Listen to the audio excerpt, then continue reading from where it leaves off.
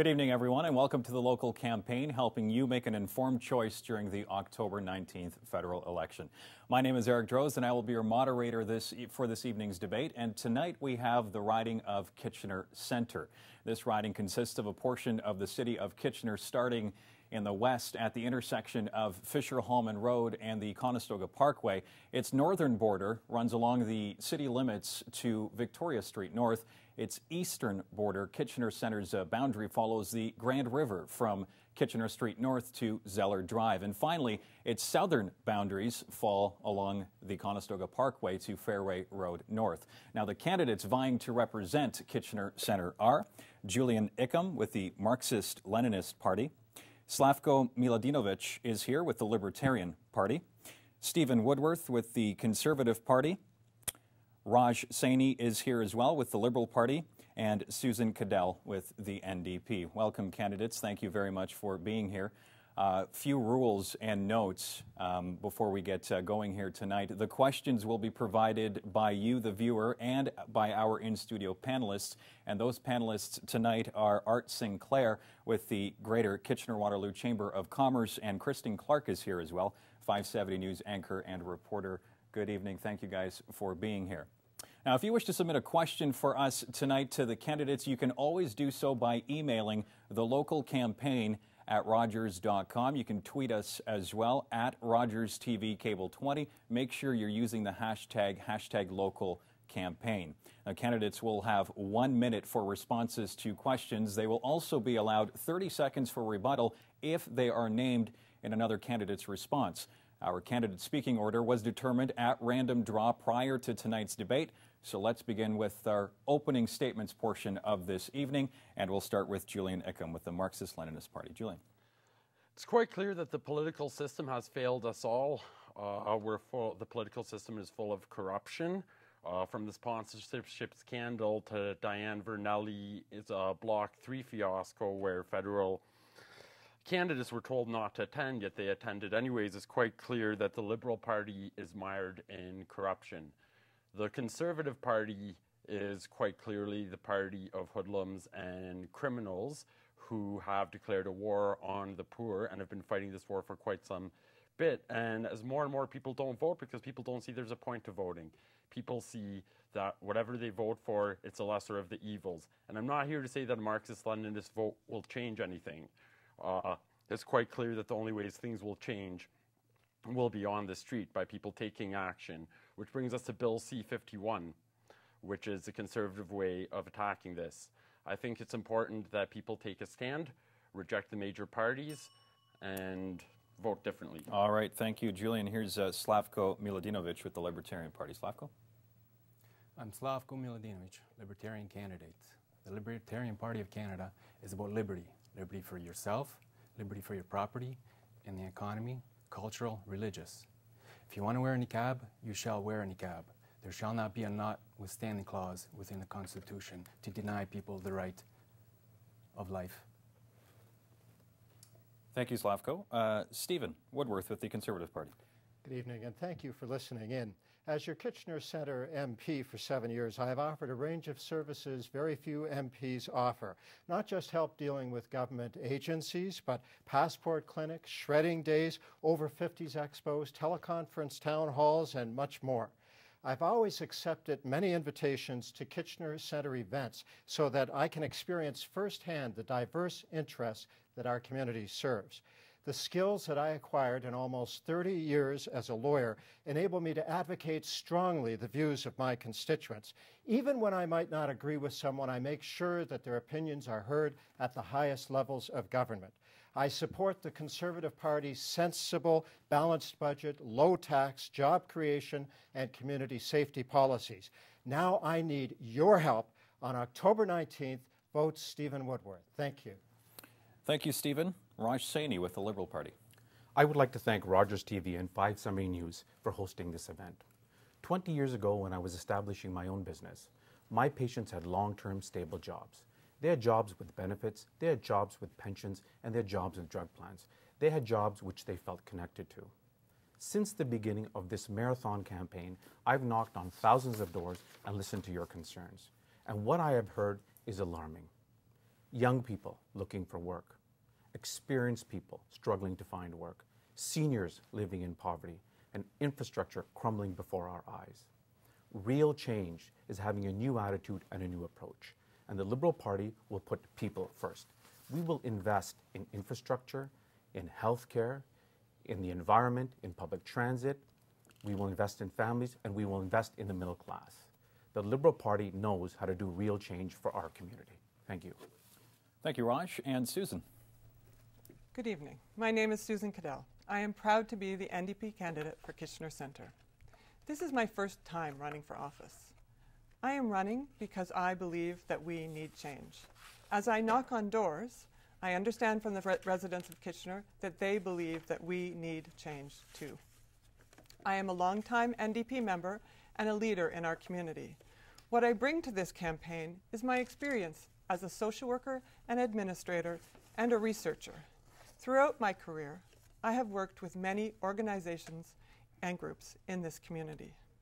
In my research, I have documented how families have trouble making ends meet when someone in their family is ill. As the director of the School of Social Work at Renison University College at the University of Waterloo, I have balanced budgets and managed people. We fight every day for a good standard of living for everyone, better treatment for our seniors, and a more secure and prosperous future for our children and youth. Thank you, Susan, and thank you, candidates, again for your opening remarks. We'll jump right into the question portion. First, to answer the first question will be Slavko, since Julian went first on the opening statements. We'll go to Christine Clark, 570 News anchor reporter, for the first question. Christine? Good evening. To start off, an issue that's certainly brought up, especially in this area, is transportation. Kitchener's mayor brought this up earlier this month of how we need all-day two-way go. This is an issue that voters should be considering in this election.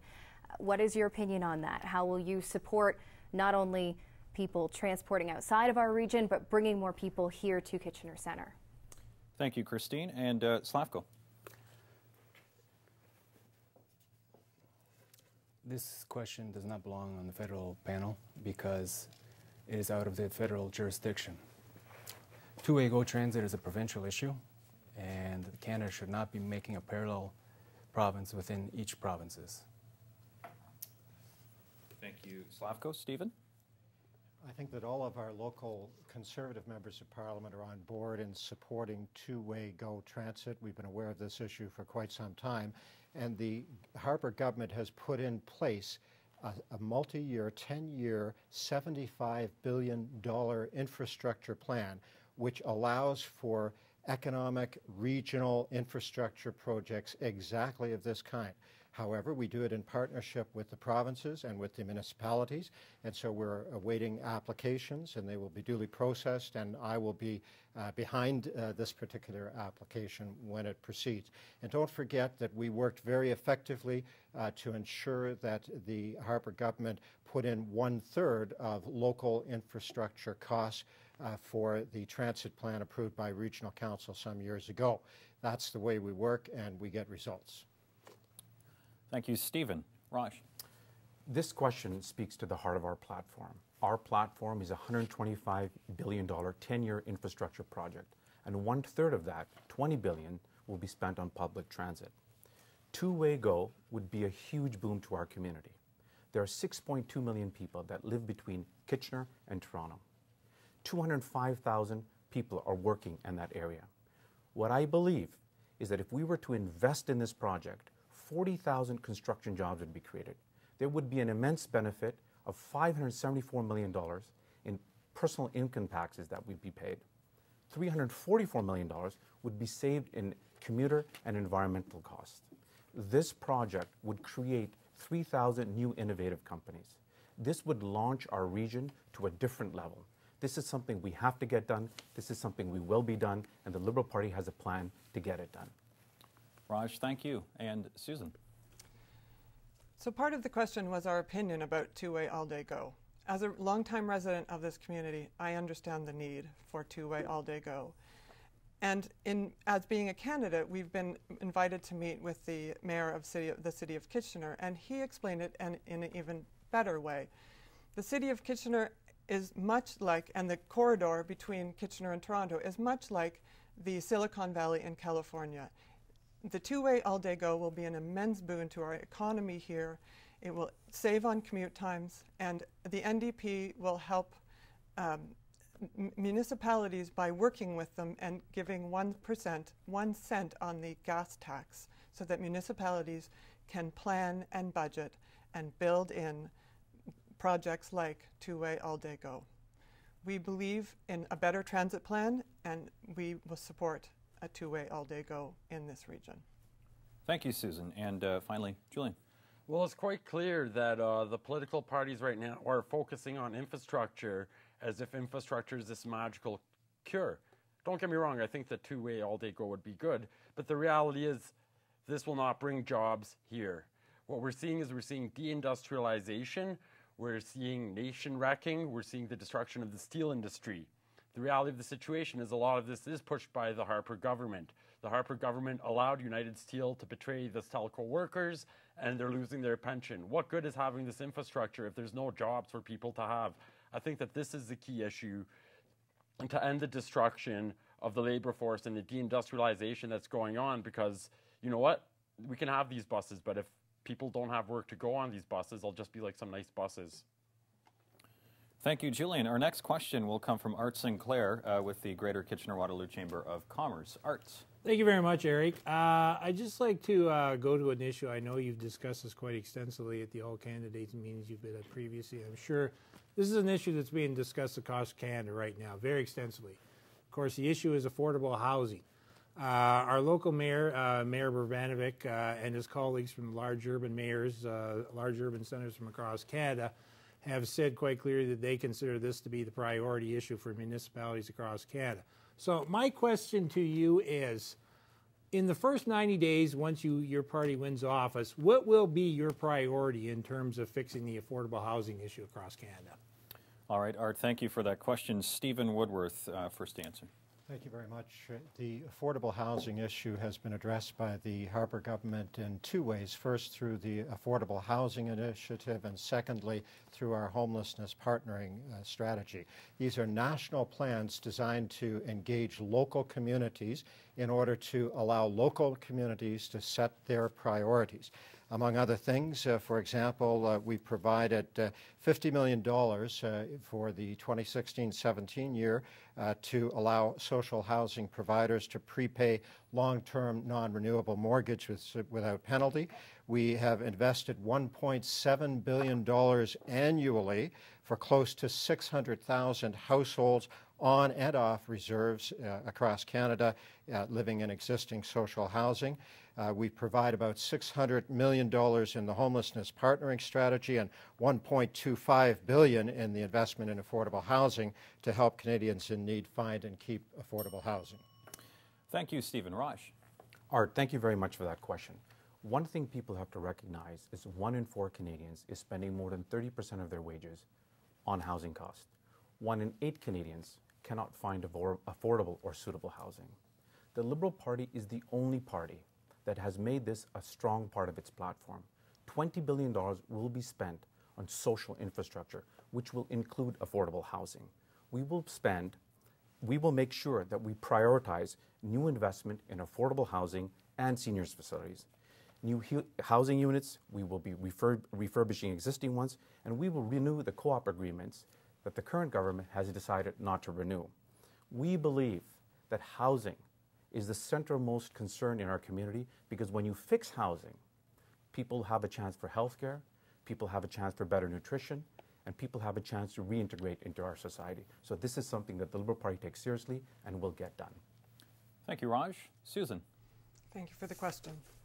The NDP has a clear platform about affordable housing, and we will enact an Affordable Housing Act that recognizes secure and adequate housing as a right, as a human right. And we will work on a national housing strategy and partner with provinces, First Nations, and communities. We also have costed out a number of plans for making homes more affordable, and we will also renew the cooperative agreements that have already been mentioned. I had the privilege of being invited to the 25th anniversary of the local Bread and Roses Cooperative, which is a model in our community for cooperative housing, a great neighbor, and has beautiful gardens, and it makes our community a stronger place to live. Cooperative housing is an excellent approach, and we will renew those agreements. Thank you, Susan. Julian? I think it's quite hypocritical that all the political parties are here promising housing, and we've lived under all these political parties and people are homeless. There's money to destabilize the government of Venezuela, which is democratically elected, and there's money to destabilize Correo and Ecuador, but there's not money to put people off of the streets and into homes. This is a sickness. The fact that people are dying here in the streets of Kitchener, one of the richest countries in the world, is wrong. And I think the Marxist-Leninist Party will invest in housing and abolish homelessness in the first days in office. This is something that we shouldn't be sitting and talking about. This is something that can be done. There's all sorts of abandoned buildings in Kitchener. There's all sorts of fund. The reality is the political parties do not have the will to abolish homelessness, same way that the political parties do not have the will to abolish unemployment because it's not in their interest. Only a Marxist-Leninist will stand up for people's rights that they have by virtue of being human. Thank you, Julian. And Slavko? I know this issue very well because I live in government housing. I waited over half a decade to get my unit, and it's a brand new unit. It wasn't built properly. And I accumulated massive debt. For over half a decade, I used my credit card every month to make ends meet, which cost me about $200 to $300 a month for half a decade. So I know this issue well. If I'm elected, I will no longer be making $13,000 a year. I'll be making $13,000 per month, and I know what to do with that money. First, I want to introduce a private member's bill for anyone who's receiving a fixed government monthly income, whether it's provincial or federal. It's a program between the banks, where the banks would opt in and offer a 5% credit card interest rate for anyone who's time. Next time. Thank you, Slavko. Our next question is going to come via Twitter, so I'll just direct your attention to the big screen right there. And this is a question from Julia directed at Mr. Woodworth, but we'll open it up to everybody and keep our order. Tonight the question is to Mr. Woodworth, how will the TPP benefit Kitchener Centre? And it'll be Raj answering first. Actually, the way the TPP negotiations happened was outrageous, actually.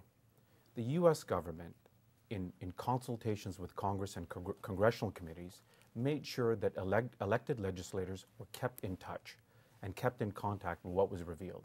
The U.S. Trade Representative twice gave public briefings on what was being discussed. Our own government kept the negotiation secret. The NDP, on the other hand, is totally against the TPP. So you have two different views. Our view, the view of the Liberal Party, is a very responsible view. We will look at the document. We will discuss the document with stakeholders, with community leaders, with businesses that will be affected. We will debate this document in Parliament and study it via committee. We will make sure all Canadians have a voice. But the Liberal Party is a free trade party. We believe in trade. We believe that trade is the best way to grow our economy. Thank you, Raj. Susan? The NDP does not support the TPP. We do not support it because of the lack of transparency in the process, and we do not support it because it threatens many industries, including dairy farms, of which we have many locally, and the auto industry. And we believe that even if there are benefits, that when a bill is negotiated badly and perhaps illegally, that it should not be supported. So we do not support the TPP, and we stand behind opposing it. We stand with people, not corporations. Thank you, Susan. Julian? Well, it's quite clear what the TPP will do to Kitchener. We've already seen what the FTA and NAFTA have done. We're talking Bud not being functioning. We're talking the closing of Schneider's. We're talking about the destruction of the manufacturing base. And the reality of the situation is deals such as the TTP, the NAFTA, and the FTA, which are opposed by the majority of people, are pushed through because the people have no say in what goes on. Our only say is to be voting sheep every 4 years and vote for who's going to sell out the resources, who's going to sell out our livelihoods. The TPP must be opposed, and it won't be, none of these parties will oppose it in Parliament. The only place it'll be opposed is in the streets, and that's why there is the new anti-terror law. That's why, you know, there is more policing. That's why there's more criminalization of dissent, because it's quite clear the political process doesn't work. And, you know, when we do take to the streets, that's why they're building all the jails, to put us in. It's quite clear. Thank you, Julian. Slavko? Libertarian Party of Canada has a no tariffs policy, and I agree with it. However, if the United States does not allow Canadian-made firearms into the United States to be sold, then their firearms will not allow to be imported into Canada. Same goes with Japanese cars. If Canadian-made cars cannot go to Japan, no, excuse me, I'll try to be soft. No Japanese cars will be allowed in Canada. That's all I have to say for that. Thank you, Slavko. And we'll go on to Stephen. Well, the question that was asked is, how will the TPP benefit our riding of Kitchener Centre? And if you were listening closely, you didn't hear a single candidate answer that question. I did. Just talking points. So let me answer that question by pointing out that we have a healthy and thriving and important tech center in Kitchener Centre, a tech sector.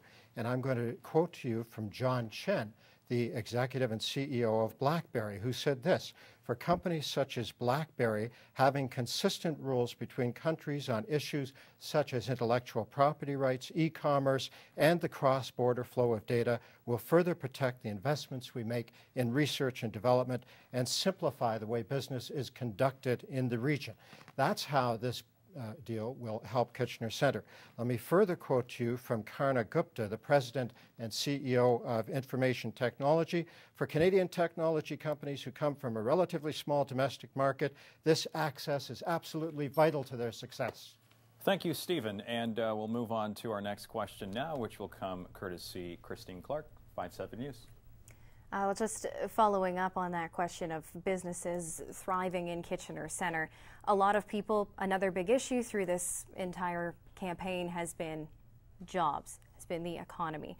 How are you going to be able to create more jobs for those in Kitchener Centre? We certainly have more people. It's a growing population in this area, especially more people moving in, condos going up, the LRT being built. Where will they work? Thank you, Christine. Susan, first answer. Thank you for the question. The NDP has a very clear plan for job creation. We are going to decrease taxes to small businesses. We are going to increase taxes that large corporation pays and close some of the loopholes that exist currently. We are also going to invest in the green sector. One of the parts of the economy discussion that doesn't often get talked about is the clean economy, and we are going to invest in the clean economy, and there is a great deal of potential in the green and the clean sector for the creation of jobs, especially in this area with all our technology. We also, with our affordable housing plan, will be addressing the kinds of issues that you've raised in terms of affordable housing. So all our plan together makes for creation of jobs and affordable housing. Thank you, Susan. Julian? It's quite clear that the issue of jobs is there's a crisis in the capitalist system, and just tinkering with it isn't going to solve anything. I think it's important that we pull out of deals such as NAFTA, the FTA, TTP, and all these deals that don't benefit the people themselves. And I think it's time that we actually invested in creating our own jobs and creating our own economy, as opposed to being part of like the US economy or other economies. And this can't be done unless the people themselves become the decision makers. We can't let such things as housing, as a right to food, a right to shelter, to be in the hands of the businesses, because they don't care about us. It's quite clear they don't care about us. They care about making profit, and they're not going to make us jobs. All these politicians are going to sit here and make nice promises. All these parties have been in office, and because they can't solve any solutions, because capitalism is failing. Thank you, Julian. Slavko? To create more jobs in the region, we need to have a free market economy. The government shall not set the price. Anyone who's licensed to do a trade shall do that trade. No municipality shall deny them that trade. That means Uber shall be allowed to operate. Also, religious liberty. If Christians are allowed to defend themselves as Jesus wanted them to, then we open up this vacuum of self-defense guns. They're called pocket pistols. Just a few hundred yards from here is Colt, Canada. They will be booming, absolutely booming, if the Libertarian Party of Canada reaches power, because we will not deny religious liberty and self-defense. Thank you, Slavko. Stephen. Thank you. The Government of Canada under Prime Minister Harper has introduced any number of measures to assist in job creation, beginning with, for the first time ever, an economic development agency for Southern Ontario, which has pumped literally hundreds of millions of dollars into local industries. I know because I've seen their applications and I participated in the confirmation of them. Literally dozens of local agencies are receiving assistance to expand their businesses. We have increased international markets for our exports from merely 5 countries to now 55 countries around the world. And 20% of the Canadian economy is an export-driven economy. And so those extra markets are going to create jobs. We have, for example, introduced a 9-year investment incentive for Canada's manufacturers and processors, accelerated capital cost allowance, job training programs, many other initiatives. We're serious about the economy. Thank you, Stephen. And Raj. The Liberal Party takes this issue very seriously. We have a simple 3-prong approach to dealing with jobs. First, we are going to invest $125 billion over the next 10 years to improve infrastructure. That will create a boom, especially in social infrastructure spending and in green infrastructure spending and public transit infrastructure spending. We're also going to invest $1.3 billion over the next 3 years to make sure that we help our youth. 40 million of that will be spent every year annually to help companies who hire young people as apprentices and as interns, as co-op agreements, to make sure that we fund at least 25% of their salary.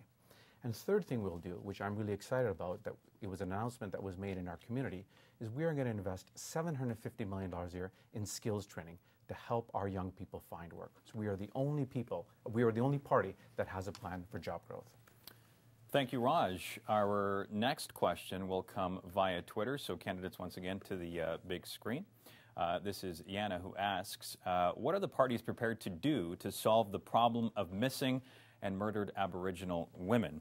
And first to answer this question is Julian. Julian. Well, it's quite clear that Canada is a colonialist nation, and it's built on the blood of Native people. And all these so-called Truth and Reconciliation Commissions aren't dealing with the key point, which is Native sovereignty. This is Native land. We are standing on Native land. We made deals on a nation-to-nation basis. These deals have the same importance as money or anything else in our economy. And the reality is we have to uphold this. We have to uphold the treaties. And we shouldn't just talk about like Native self-governance or things that sound nice, which don't actually do anything at all. But I think that we should talk about Native sovereignty and what that means, you know, relating on a nation-to-nation basis. In terms of the missing and murdered Aboriginal women, I think that it's indicative of our society that thousands of women can go murdered and missing, and no one gives a care. Harper said it's not on the agenda. It's what racism is clearly all about. We live in a racist, colonialist, capitalist society, and none of these parties care. Thank you, Julian. Slavko. This question was answered by the First Peoples themselves, and the culture has to change. People have to respect one another. People have to learn what liberty means. Everyone has a right to live their own life. Everyone has a right to live their own lifestyle. No one shall harm anyone.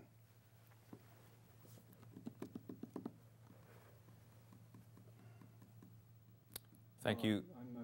You're thinking? Yeah, no, go ahead. The people who are doing wrong in this world, who are watching right now, need to think, and this is why the pause needs to occur.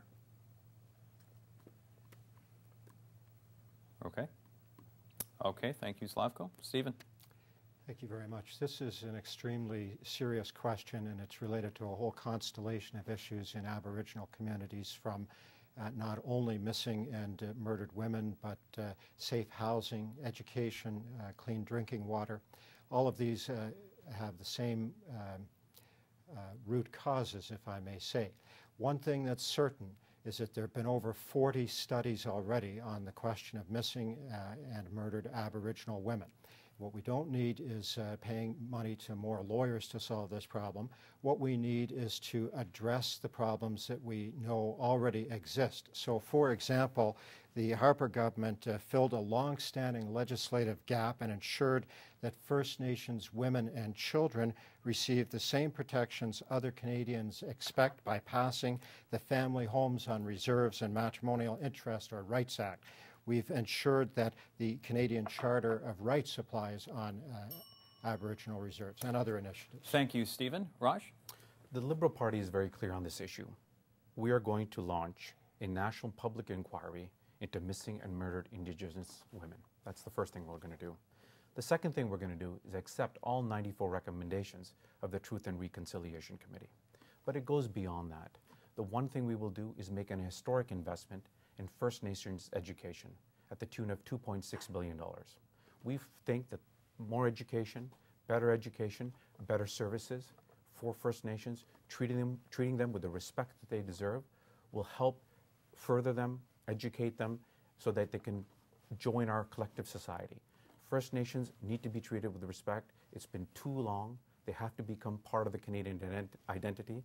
And I hope that as a government, we will make sure that this problem will be solved.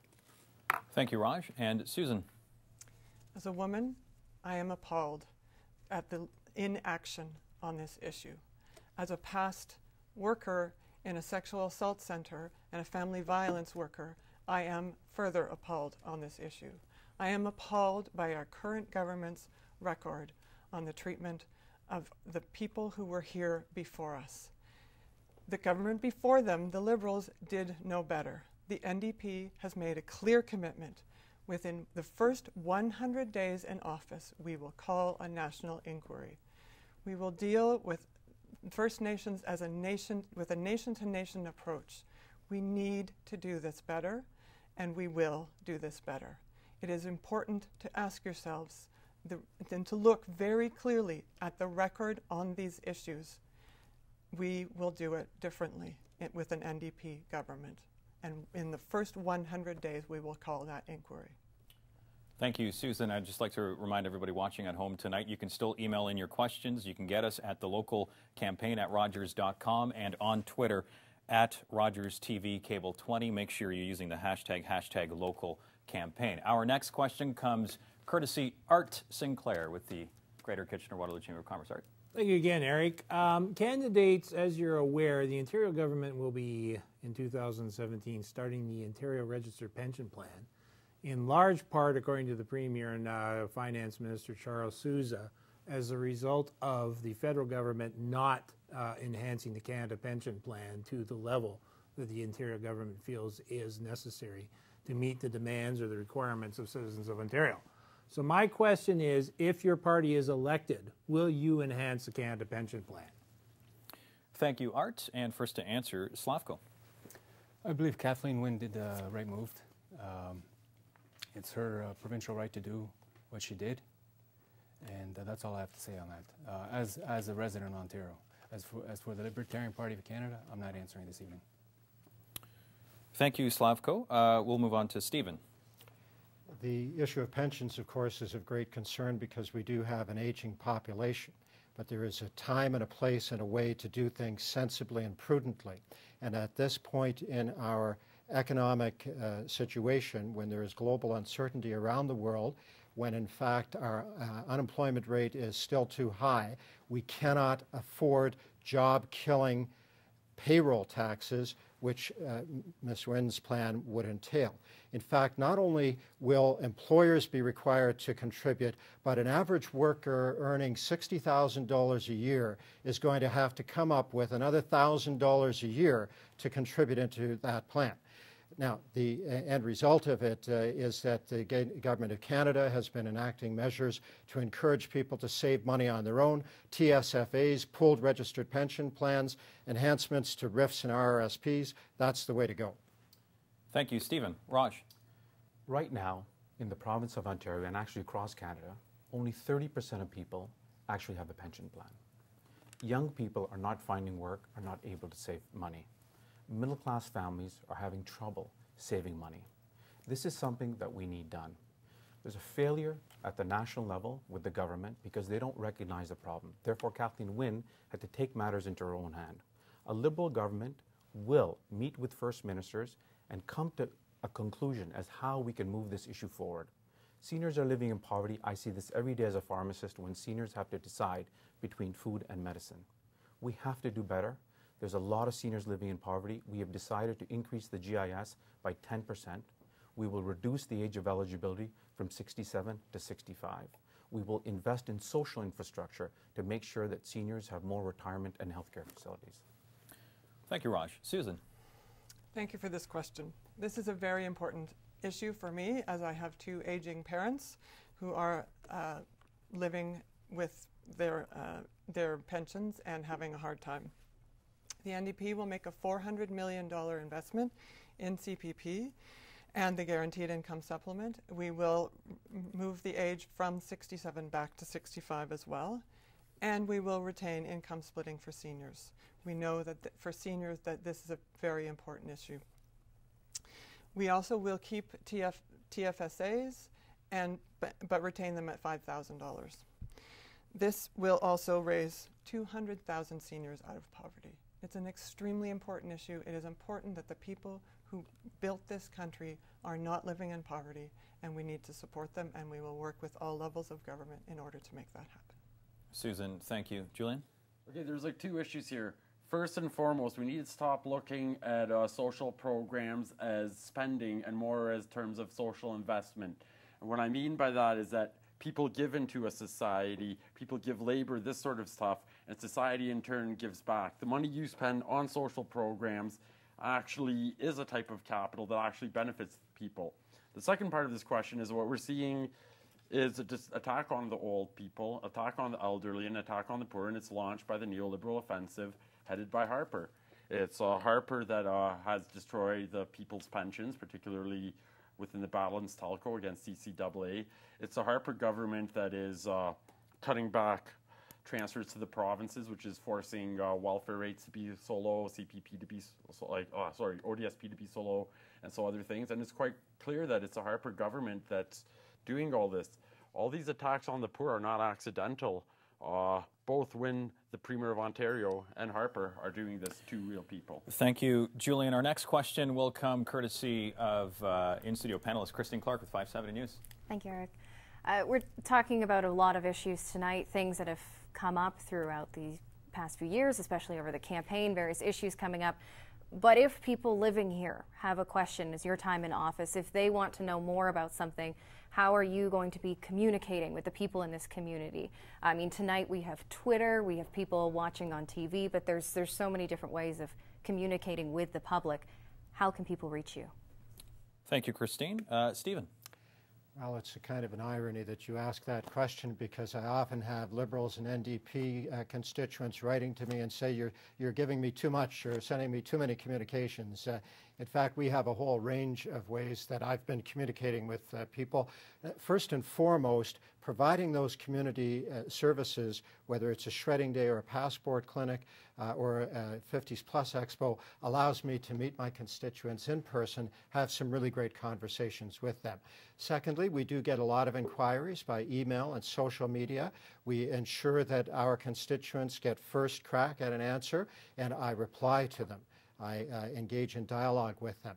My door is always open if people call ahead to be sure I'm there, that we can get together and sit down and talk. I think probably if you ask my constituents, you would find that they see me at events all over in the community and that I'm extremely accessible.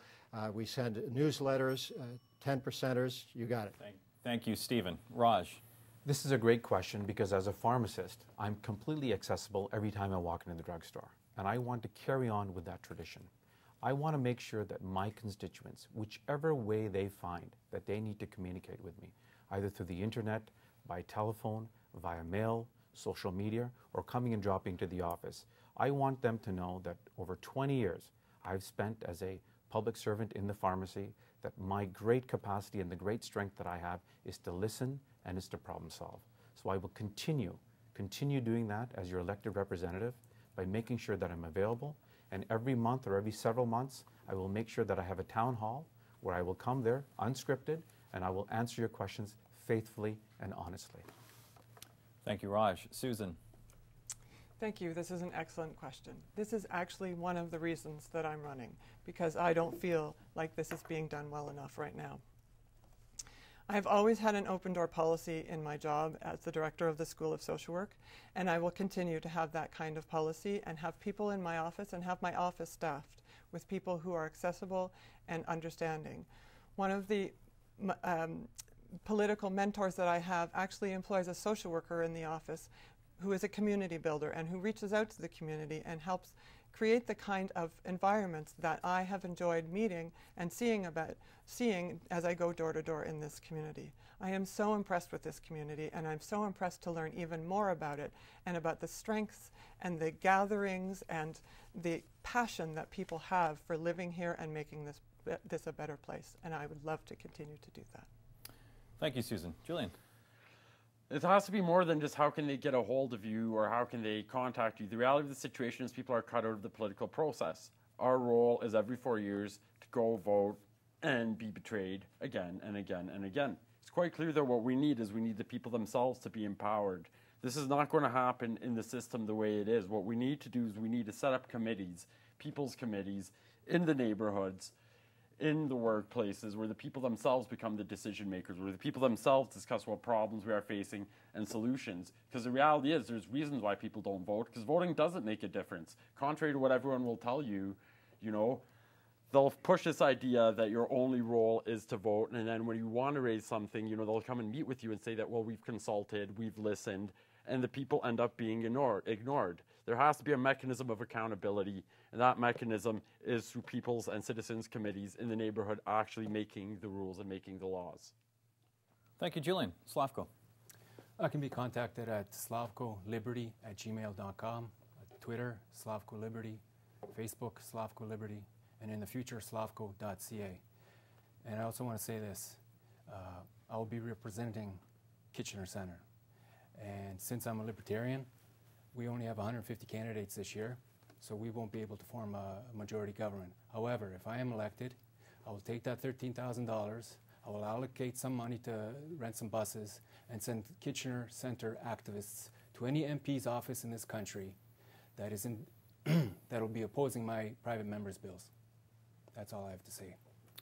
Thank you, Slavko. Our next question will come from email. So once again to the screen, this is to all candidates. What will you do if you, your leader, and party becomes a majority party in power in Ottawa after October 19th for the disabled, single, poor, suffering in abject poverty on fixed incomes as multiple utility costs, food, transportation, and banking fees continue going up and chow down into their limited income? And first to answer this question is Raj. Raj? Well, one of the things we want to do is we want to make sure that the economy is growing, to make sure that all levels of government have greater revenue. But the one thing we also want to do, and this is something goes back to the Disabilities Act, is we want to eliminate the systemic barriers and deliver equality of opportunity to all Canadians living with disabilities. We want to consult with provinces and other stakeholders to introduce a National Disabilities Act. This is something that's very important to me because I have a lot of patients and I've seen how difficult it is to make the ends meet, especially with their healthcare costs. I'm very proud that our party has brought in a national pharmacare program. I'm very proud that we have brought in a child benefit plan to make sure that the middle class and those people who are striving to get into the middle class will have more money at the end of the month, which will be tax-free. Thank you, Raj. Susan? This is an issue that I have experience with at the School of Social Work, as we have students with disabilities, and they are often pigeonholed into working in agencies that have to do with disabilities and object to that. We need to create opportunities and decrease barriers for people with disabilities so that they can be anywhere in the workforce. We will address these accessibility needs everywhere, including the workplace, and we will create a national implementation plan for the UN Convention on the Rights of Persons with Disabilities in order to tackle poverty and unemployment. We will also adopt a Canadian with Disabilities Act in order to address barriers to accessibility. and to create full inclusion.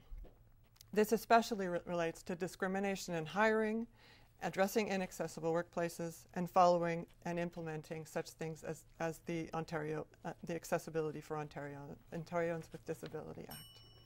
Thank you, Susan. Julian. If the Marxist-Leninist Party were to get into power, we would start implementing our political program, which is stop paying the rich, increase funding for the social programs. Because it's like quite obvious that there's a flight of capital going on from poor communities and poor homes and poor families and people with disabilities to the rich. And it's quite obvious who benefits from this. When there's tax cuts in Toronto, that money is going out of Jane and Finch and into the rich neighborhoods, that exact same amount of money. So I think the first thing that the Marxist-Leninist Party would do would be implement a political program where the people are the decision makers and the people's interests will be put first, end the attacks on poor people through the cutbacks and claws of social programs, and start making a society where the people themselves get to govern as opposed to be governed by those who only care about earning more and more money. Julian, thank you. Slavko. We all know that capitalism cannot exist without charity. And with that said, we can create programs where a condo builder can allocate the first, second, third floor, fifth floor, or how many floors he's willing to donate to seniors or anyone on a fixed government monthly income, in exchange that they will be guaranteed payment every month. However, it won't be the market price. It'll be the price whatever the province can afford or whatever the federal government can afford per paycheck, per monthly income. And I'm quite serious on this one. Thank you. Slavko, thank you. Stephen. Thank you very much for the question, and I'll begin with the fact that a re-elected Conservative government will increase the maximum annual Canada Disability Savings Grant for low and middle income families from $3,500 to $4,000. And this means that those families will now receive a grant of $4 for every $1 that they contribute on the first 1,000 to their registered disability savings plans each year. And of course, you may remember that it was Mr. Harper, the Harper government, that established the registered disability savings plans in 2008 to allow parents and families of children with disabilities and the children themselves as they grow up to set aside money for the future in an account where it can grow tax-free until it's needed. There are a number of other initiatives, introducing a new home accessibility tax credit, creating a working group tasked with developing a national autism action plan, facilitating access to published works for the visually impaired, items like that. Thank you, Stephen. Our next question will come from Art Sinclair with the Greater Kitchener-Waterloo Chamber of Commerce. Art. Thank you, Eric. Going back to the jobs portfolio, a chronic concern for many employers across the Waterloo region and across Canada is the skills shortage. A number of employers such as the construction industry, home builders, are chronically short of carpenters and bricklayers. We all know about the chronic shortage of people in the IT sector. In this case, these are people that require advanced university degrees and 5 to 6 years experience in software development. Just wondered, what are your party's proposal for addressing this skills gap, as the economists have termed the shortage of skilled people in some professions across Canada? Thank you, Art. And Susan. Thank you. This is a very important question. In the NDP, we recognize the importance of matching people's credentials to the kinds of sectors that you're talking about.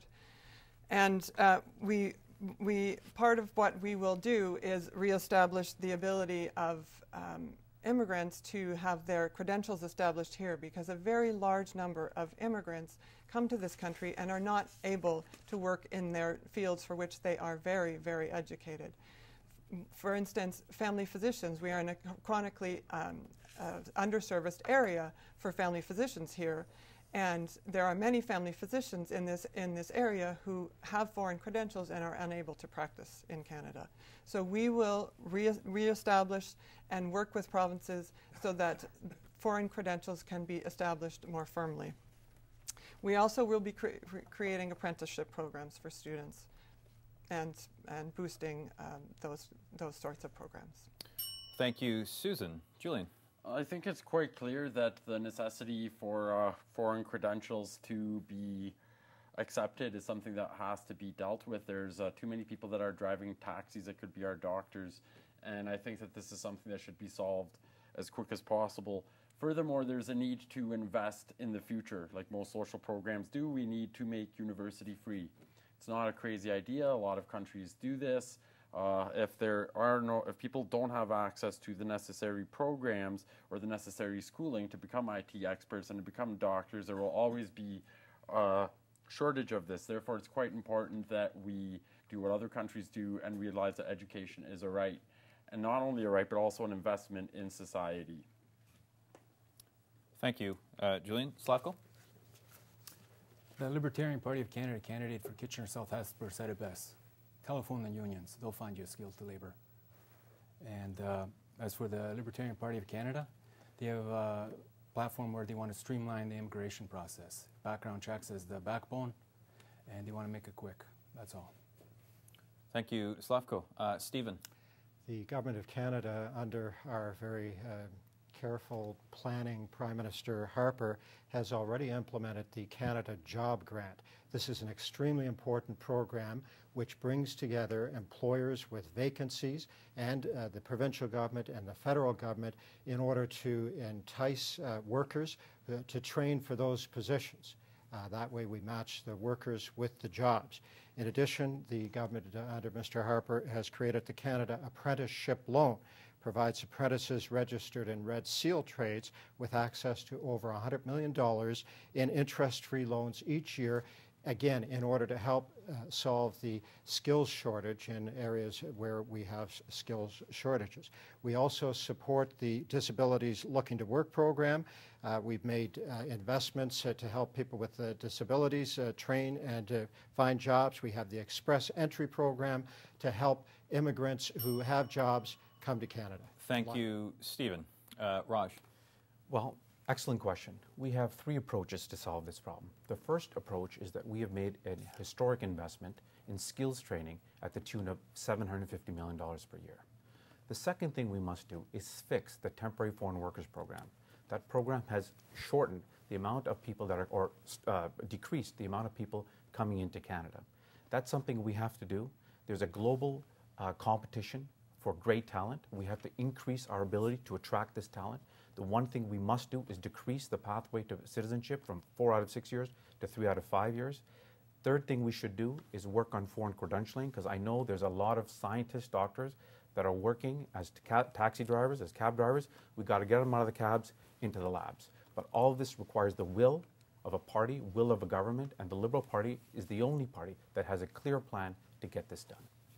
Raj, thank you very much for that. And that's all the time we have for questions tonight. We will begin now the closing statements of tonight's program, and we'll start in reverse order with Susan. Susan, 60 seconds.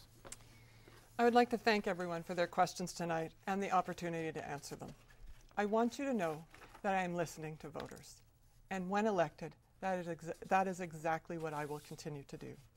For 150 years, Canadians have only been able to choose between the Liberals and the Conservatives. For the first time ever, the NDP is a viable choice to form government. We are the best chance to defeat corrupt governments that will cut social programs. The NDP will balance the budget, stimulate the economy, and create jobs. Only Tom Mulcair and the NDP have the leadership and the experience to get the job done. If you choose to vote for me, I commit to being the voice for Kitchener Centre in Ottawa on October 19th. Vote for change. Vote Susan Cadell. Thank you, Susan. Raj? Today, you have asked many good questions about my party's platform, and you've also heard the promises of the other parties. But at the heart of any platform are the people and the communities in which they live in. The Liberal Party is the only party that has made the middle class and put the middle class at the heart of its platform.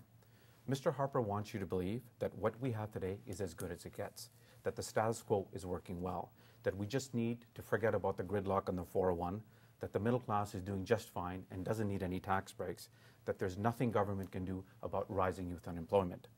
Mr. Mulcair will say anything that's politically convenient to get elected. he will promise everything without a proper fiscal plan. Both parties have no vision or ambition for our community or for our country. I'm here to tell you that I will not accept the status quo. My community always comes first. We can and must do better. On October 19th, vote Raj Saini, vote for real change. Thank you, Raj. Stephen. Thank you to Rogers and to all of you listening. The sound policies and sensible leadership offered by the Conservatives compare very favorably to the alternatives others offer. Our government has increased infrastructure spending to historic levels. It has increased provincial transfers to their highest levels ever. It's maintained support to individuals. And we did all that while reducing taxes, eliminating the deficit, and weathering the toughest economic recession in over 80 years. But the economy is still fragile. We cannot afford to toss away those achievements for risky, big spending schemes, even in the name of change. The consequences are just too serious. I've lived in Kitchener all my life, and I care about the many people that I've met over the years. I have devoted every ounce of my strength to serving our community. Now I need your help. On October 19th, vote Stephen Woodworth. Thank you. Thank you, Stephen. Slavko. I explained at the beginning what the Libertarian Party of Canada is. I'm not going to be redundant. I'm going to give you an example of liberty. I live in Kitchener housing. And you know in the future, people will be allowed to smoke their dope. That's their liberty. But I have the liberty not to inhale your dope. I don't want to wake up Saturday, Sunday morning with clenched teeth because you're smoking some kind of stimulant, which is airborne. It's going into other people's apartment because of your party. Now the police will have a right to enter your apartment because you violated my right, my liberty, my property rights from breathing filthy air that you're smoking in your apartment. That's liberty. Thank you. Thank you, Slavko. And Julian. It's quite clear that the system has failed. It's quite clear that the parties can't promise anything, from spending money to promote regime changes in Venezuela and Ecuador to destabilizing Ukraine, picking war with Russia. It's quite clear that the system and the Harper government is bent on war and genocide. Throughout this whole debate, no one has talked about Indigenous issues other than to say we support an inquiry or not. The issue of sovereignty has not been addressed by any of these parties. And in terms of Bill C-51, there was no talk at all about all our civil liberties disappearing. We have seen Bill C-51 in action in the north of Ireland, which is currently occupied. We have seen people being arrested without trial. We have seen the case of the Cregavin 2, which are two innocent Irishmen in jail doing life sentences based on secret evidence, based on disappeared evidence, based on fraudulent evidence. We don't want this here.